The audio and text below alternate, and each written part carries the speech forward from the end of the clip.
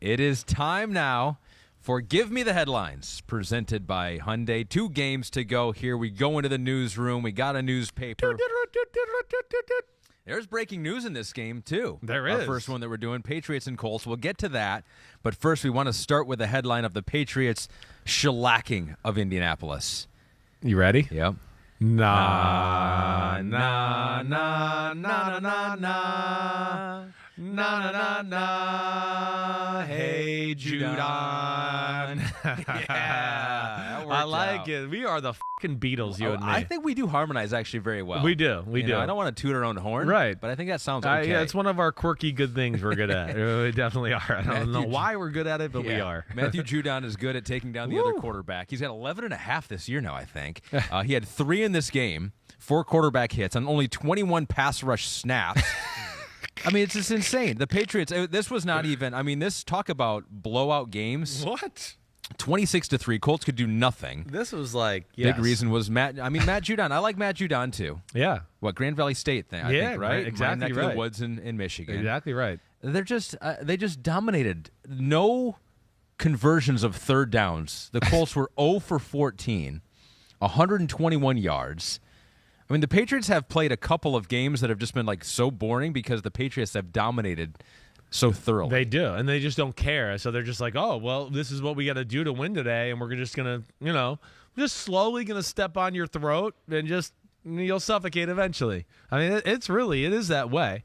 It is. I mean, the Colts is embarrassing, right? Am I wrong? Their only field goal came off of the Jacoby Myers fumble, right, that he had caught, and they got a short field. It was a fucking clinic. Like an ass whooping. It really was. It furthers the decision of why they didn't let Matt Ryan continue to be quarterback, because they would have been on. He'd with that offensive line and the way they're playing, he would have got hurt, and they would have been on the books for having to pay him $30 million next year. So I understand that, but damn, that was an ass whooping, and I just can't believe it with the Colts, because the Colts defense is good. I mean, it's good. And they did all they could to hang around in this game. I mean, this game was 0-0 forever. It was 3-0 forever. It was 6-0 forever. It was, a blocked punt that finally set up the touchdown for the I'm right about that, right? The blocked punt set up the first touchdown to make it 13-0. 2-yard line. Right. So it was like the most defensive struggle ever. But the Patriots, that's where they're great too. They just, patient. We're fine with this kind of game. And got it done. But, man, this is where I think the Patriots can be a little scary, and I think they're going to be even better as they go here.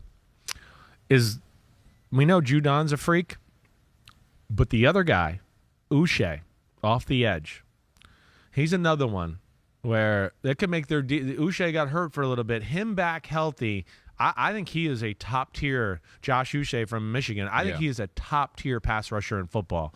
You got to worry about those two coming off the edge. They got a little size. That's where New England, they're 5-4. But I'm not counting out New England. I don't think they can go to the Super Bowl, but they can get to the playoffs and maybe upset a team or two and make things like, scary that way. So that was, an ugly win. The offense is still nothing special, but that's a good defense in Indianapolis. And, man, that Colts, Frank Reich, I guess they finally just looked at it and said, you know what, it ain't working. Let's cut the cord, and they're going to start their search, Chris Ballard and company, and start going from there. Yeah, so what do you think about that? I know. I mean, they've kind of been surprised. the same. He hasn't had that quarterback. They've cycled through veterans now, like 3 years in a row. I think he's done a lot of good things there. It's the shitty thing about the business. I think he's done a lot of good things too, Amin. I think the first thing you said it right.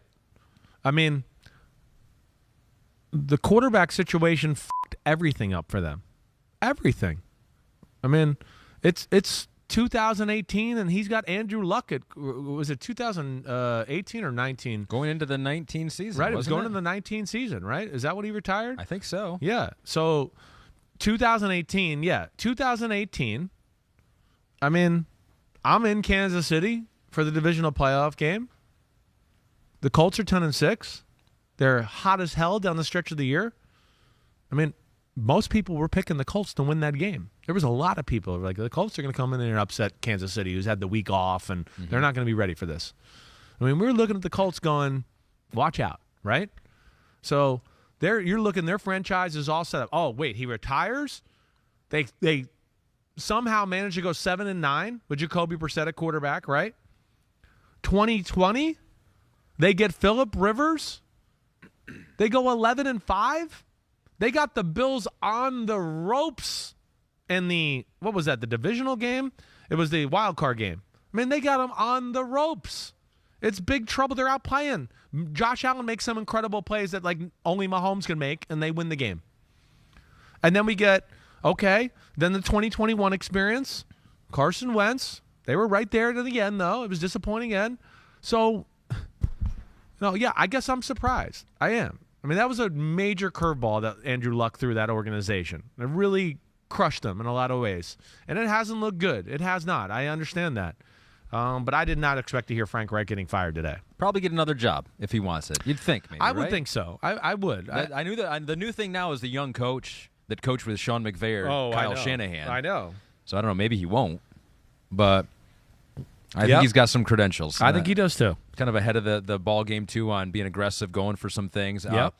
But it was bad. Sam Ellinger's come in. I don't know if he's going to be the future. It was rough for him. Not looking like he is. 9 sacks, a pick 6. Yeah. Not good. Not good for Indianapolis right now. We'll see where they go moving forward. But the Patriots are like the Patriots again. Boring, but a playoff team probably. 1 game to go.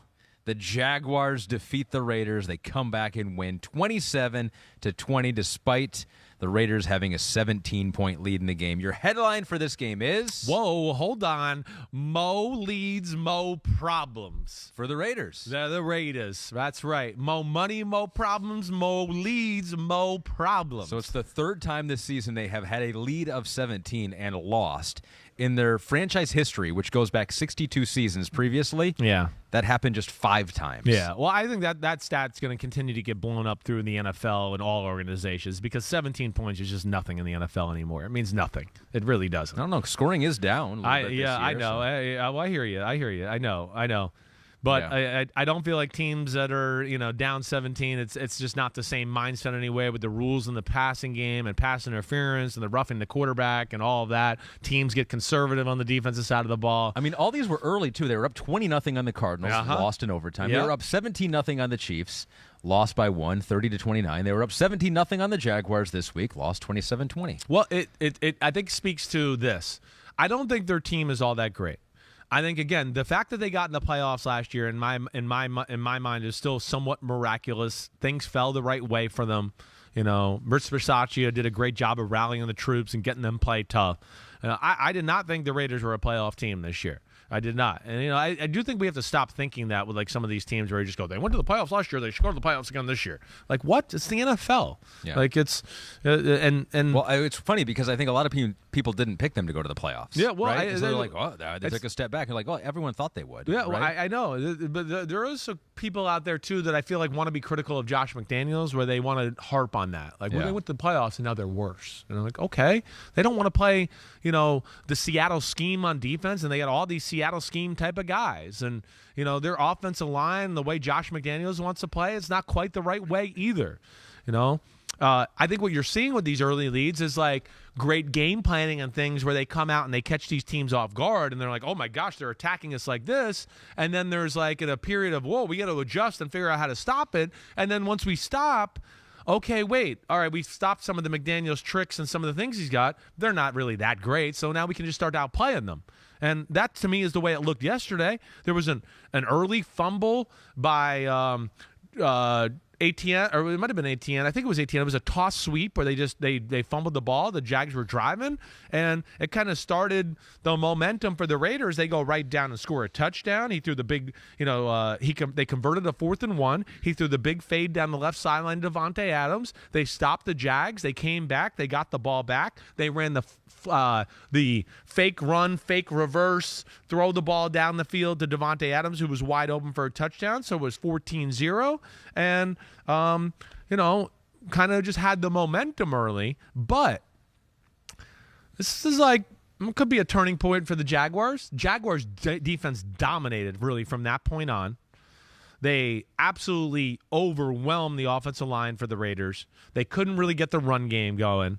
They found a way to take away Davante Adams.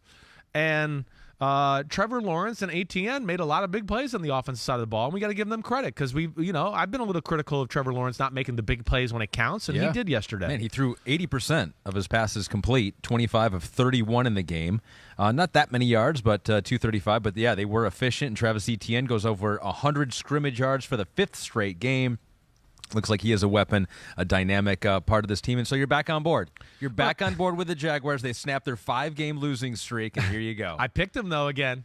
I picked him again to win this one. That's right. I heard you on that podcast. I did. I was like, I'm not going to back down. This will be the game they win, and I know it will be if I back down. But you were like, even if I'm so immune to it now, even if they lose, it's like it doesn't affect me anymore. It's like the ones they've lost a lot of the times I've been like, man, I don't feel that bad. It was like he did the dumb shit. They should have won the game, and then they lose. You know what I mean? I wasn't like, oh, man, that was so stupid. They got dominated. That was stupid, right? I mean, some of these losses, I honestly think they were better on the field. They just got to learn to mature and grow as a team, and that's what we saw.